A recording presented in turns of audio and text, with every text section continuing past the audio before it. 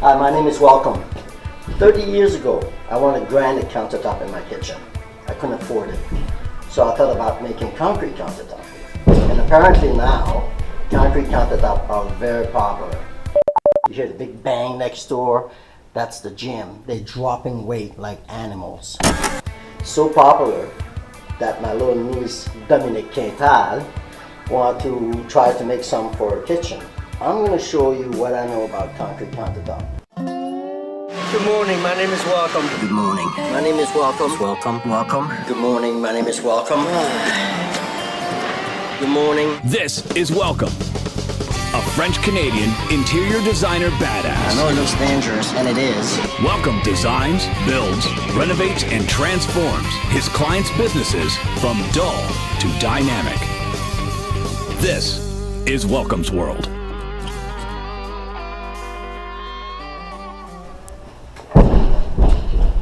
Can you hear all this banging? Next door from me is a CrossFit gym. And apparently they're training by lifting weight and dropping it.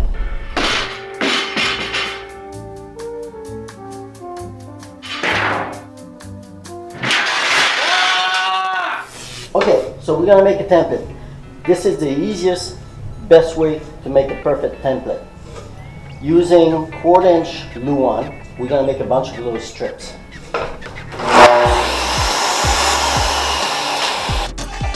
So let's picture this as a backsplash with a weird shape here. And this is the front of the counter and the corner of the counter. We put against the back wall. And we cut it a little longer here. Put another one here. This is the corner, so we're going to cut one here. And one over here. Even if it's missing this corner, it's okay. Going to use a hot glue gun. So we glue all these. So this is against the backsplash with the weird corner going on this way, even with the front. We gotta make sure we write the top of it so we don't put it upside down by mistake.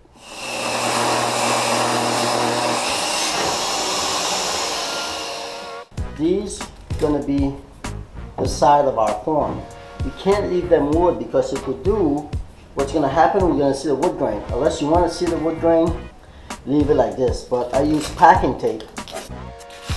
I just cover the edge of the 2x4 with the packing tape.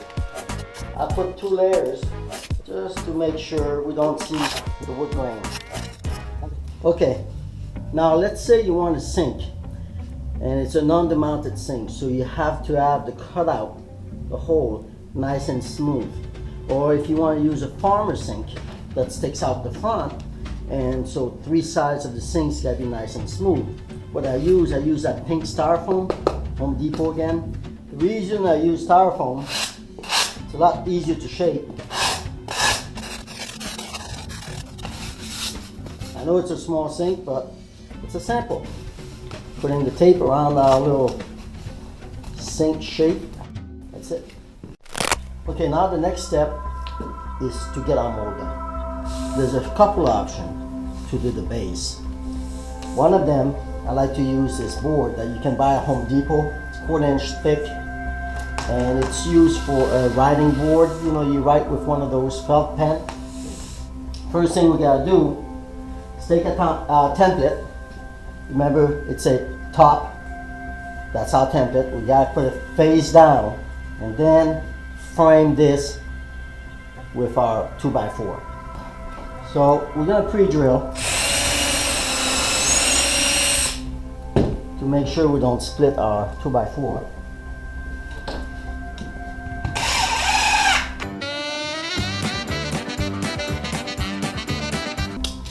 $35 1/4.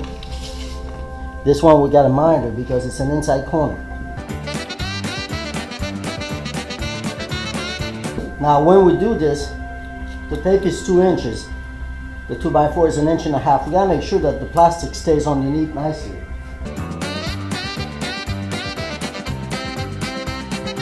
I don't know if you noticed, but when I put on the chop saw, I put the tape facing out so the blade cuts the tape nicely.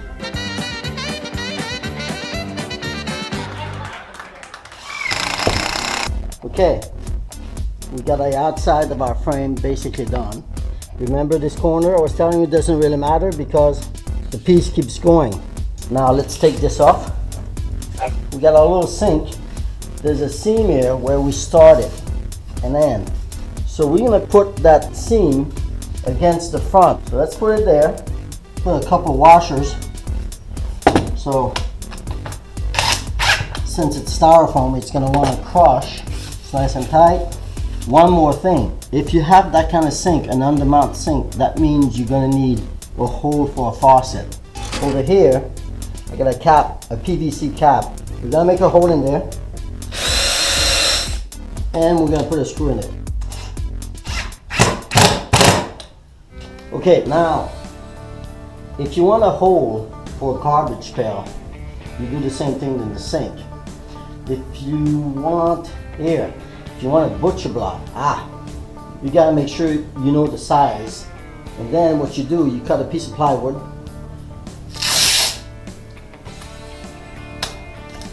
You can't screw it because it's only gonna be recessed in a little bit, so we'll see the screw. So we have to double face tape it. So we're thinking somewhere around here, right, where you want it. I think we're pretty much ready for. All right, here's what I'm gonna use. Like I said before, everything's from Home Depot.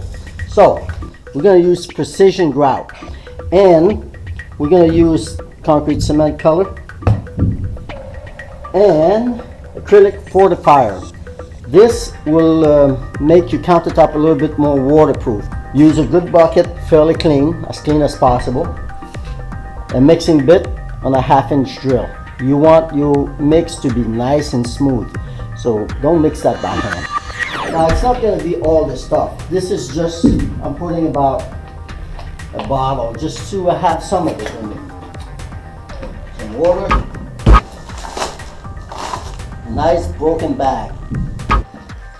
I'm pretty sure I don't have to tell you, always put the water first. The liquid first, then the powder.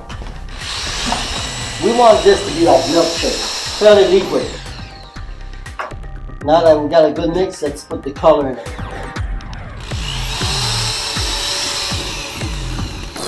Of course, I don't have to remind you that. You have to remember the recipe. If you're gonna do a big counter, you're gonna have to do multiple batches. And you have to remember how much tint you put in each batch. I can't say that enough. You got to make sure this is as clean as possible. I like to put some WD-40. We're just gonna mist it. Here we go.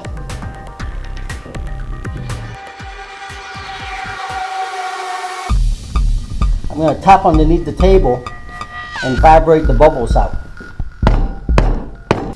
I got a rebar that I'm gonna put here when it's just the right time so it doesn't sink to the bottom. The animals are on again next door. They're dropping weight.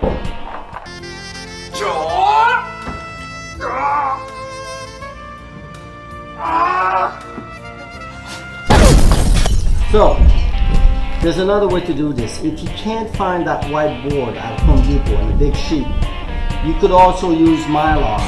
Alright, we made a plain square frame right over the Mylar. It's pretty much ready to go to pour it on. You could pour solid concrete or precision grout like we did before, or you could do this. Now, I just cut a piece of plywood, a little smaller all around than the mold. This plywood is nice and flat. We're gonna use Thinset. Thinset is the cement that you use to glue ceramic tile on the floor. It is made to stick on wood. Now what we want to do is to spread some of that Thinset right on top of that plywood. Can you hear these people next door? Lifting weight and dropping it. Isn't it the exercise lifting the weight and slowly putting it down? When you drop, you only do a half of the exercise.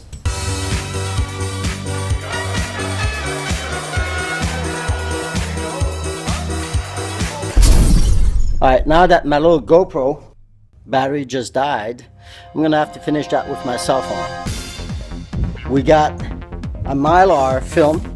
We're gonna spray it with WD-40, just like we did before. We're gonna put the mix, the precision grout, on that. We'll tap underneath. We take our thin set plywood face down to the ground. Not all the way down, get a little cup and fill all around. So now the plywood is trying to float. I made these little pieces here that I'm just gonna screw on the corner. Now the plywood is the same height than the mold all around. Oh, almost forgot. My rebar, my cement on the first mold is ready, so I pushed my rebar in there and it's just stiff enough so it's not gonna sink all the way down.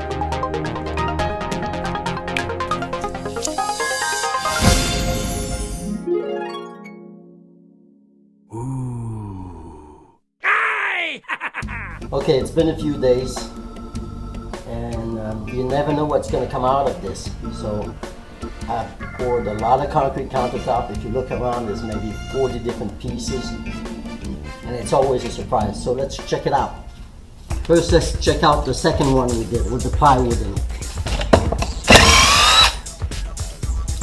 Comes right off. Also, I meant to tell you, when you cut the 2x4.5, the reason we cut it in half is to have a straight square edge.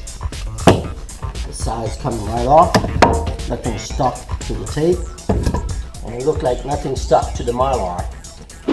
You can tell it's a little wet still because it's lighter around and darker in the middle. It's interesting, it's nice. This is the first one we pour with the sink, the butcher block, the hole for the faucet. Let's take this one apart. Gonna do the sink, faucet hole. Now the only thing that's holding this, it's our butcher block. So let's go for it.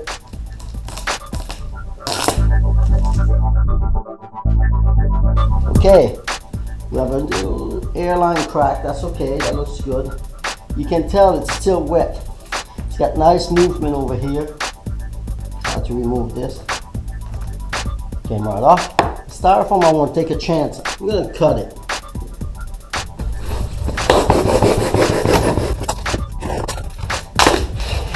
There you go. The edge is a little rough, but we'll round this off with a stone. Make this nice and smooth, just like the front. Now, this is going to be interesting. Basically, what I should have done here is cut that piece of wood with a little angle so it pops out. Now being straight, it might give me trouble. I'm pretty sure I'm going to break a lot of this stuff. Using that crowbar, I'm going to protect the slab, piece of the plastic here. It's coming. Oh no! Just chip it over here.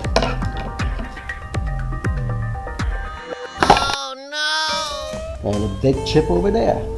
So don't do this. Okay, it's still not dry, but using a stone, I can start cutting the edge. Makes it a little easier.